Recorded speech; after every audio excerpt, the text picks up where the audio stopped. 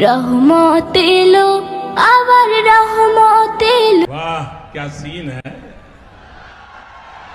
वाह क्या सीन है। ও মানুষ এমন কেন হয়? কিছুই বুঝলাম না যে এই যে পরে ইমানদারি ভিডিও করতেছে আবার সেই হিসেবে পরে গান গাইতেছে। কিছুই বুঝলাম না, সবগুলো মাথার উপর দিয়ে। মানে বিষয়টা এমন হয়েছে, রমজানে আগে যারা অশ্লীলতা না করে চলতে পারতো না তারাও এখন হাজি হয়ে গেছে। আচ্ছা যাই হোক, তোমাদের একটা কথা বলছিলাম, মিস চকলেটকে যখন রোস্ট করছিলাম তখন আমি বলছিলাম যে এখন এইসব ভিডিও করলেও রোজা রমজান আসলে এগুলো সব ঠিক হয়ে যায়, আবার রোজা রমজান গেলে ওই একই অবস্থায় চলে আসবে। আচ্ছা যাই হোক, তোমরা যারা রেগুলার আমার ভিডিও দেখো তারা হয়তো বুঝতে পারছো কোন ভিডিও কথা বলছি আর কখন বলছি। আচ্ছা যাই হোক, এগুলো সব বাদ দাও, এই এপুটা আগে কি করছে সেটা একটু দেখে আসি। এই যে প্রতিবেশী খালাম্মা পান খাচ্ছেন আর আমার নামে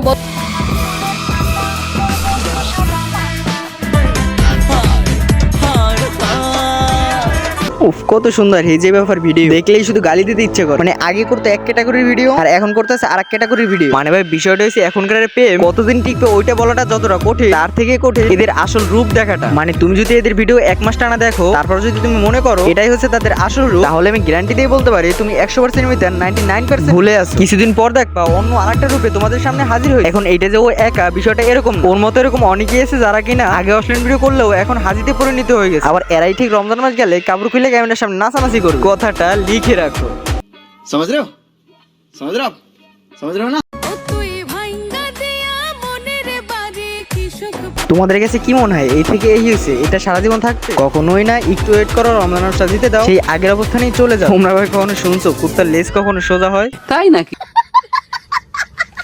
আচ্ছা যাই হোক, একটা ছোট্ট একটা টেইলার ছিল, পিকচার দেখতে পারবা রমজান মাস গেলে যখন ওরা এই অবস্থা থেকে এই অবস্থায় চলে আসে, তখন ভাই তোমরা দেখতে পারবা রোস্ট ভিডিও কাকে বলে, কত প্রকার আর কি কি।